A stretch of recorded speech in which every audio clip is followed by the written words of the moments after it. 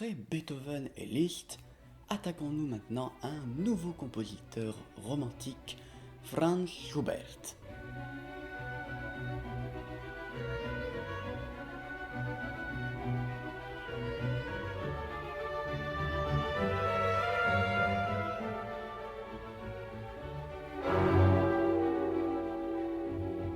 Ce dernier est né le 31 janvier 1797, c'est un compositeur allemand. Il est mort le 19 novembre 1828. Il n'avait que 31 ans. Mais au cours de sa courte vie, il a composé un nombre d'œuvres assez conséquent. 1000 œuvres, 1009 œuvres exactement. En soi, il a commencé à composer à partir de 13 ans, donc en seulement 18 ans de carrière, plus de 1000 œuvres.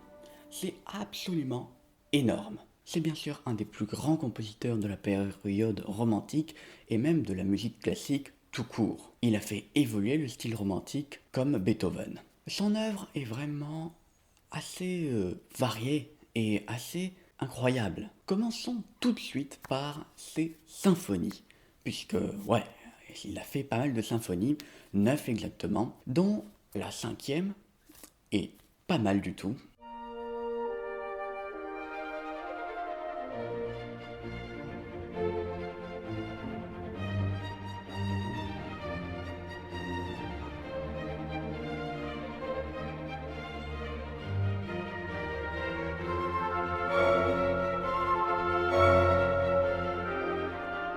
Mais surtout la 8e symphonie dite inachevée. Pourquoi? Puisqu'il n'y a que 2 mouvements sur 4. En effet, la symphonie a été composée lors d'une période de crise pour le compositeur, son style a évolué au fur et à mesure des années, et il n'a pas achevé une bonne partie de ses œuvres de cette époque, d'où le fait qu'il n'ait pas pu finir cette symphonie numéro 8. Mais en ce qui reste, c'est très bien.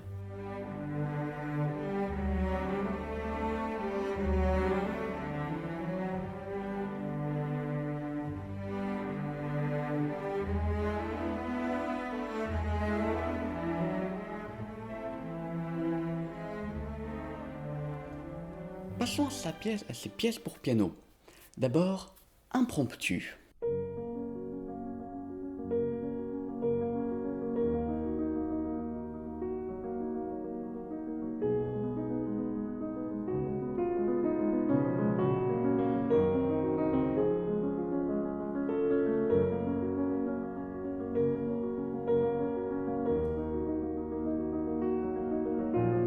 Il a aussi fait des moments musicaux, dont son numéro 4 est le plus marquant.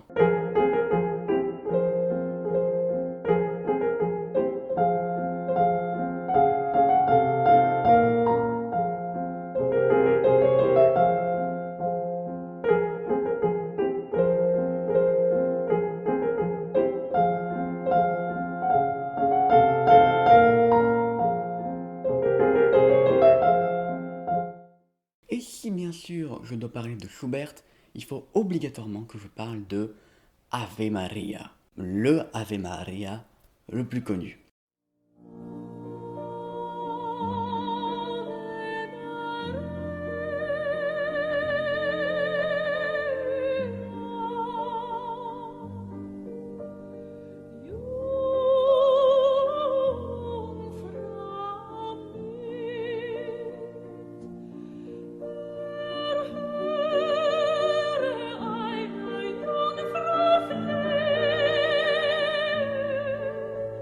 Pour aller dans la musique de chambre, je vous propose d'emblée son deuxième trio pour piano et cordes. Là, comme ça ne vous fait pas penser à grand chose. Sauf que, si vous l'entendez bien...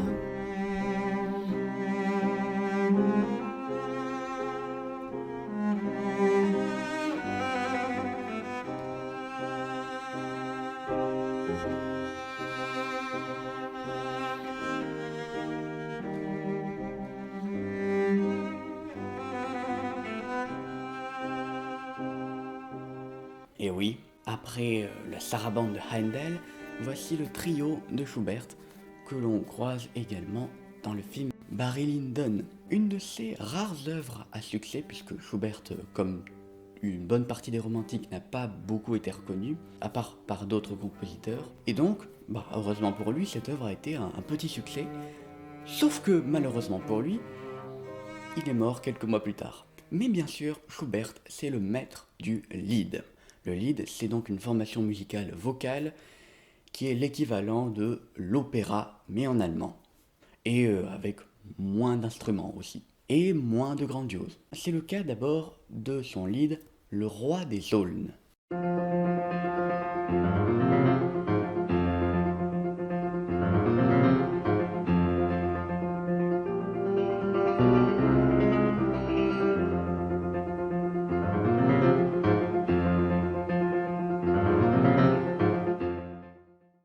Et puis, pour rester dans la musique de chambre, il a fait des quintettes ou des quatuors basés sur ses propres lieds, à savoir sa quintette à cordes dite à la truite.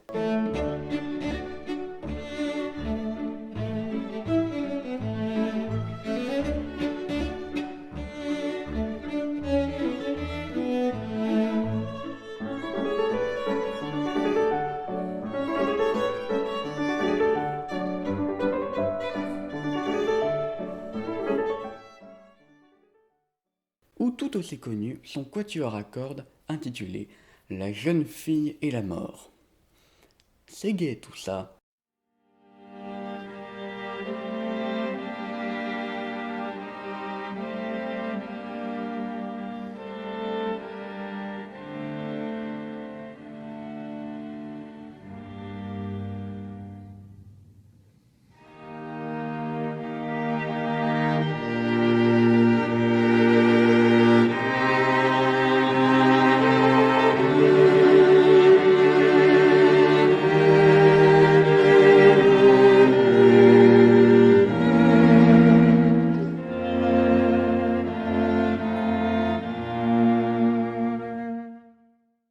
Et rien de tel pour terminer là-dessus que une de ses œuvres les plus connues, sa Sérénade.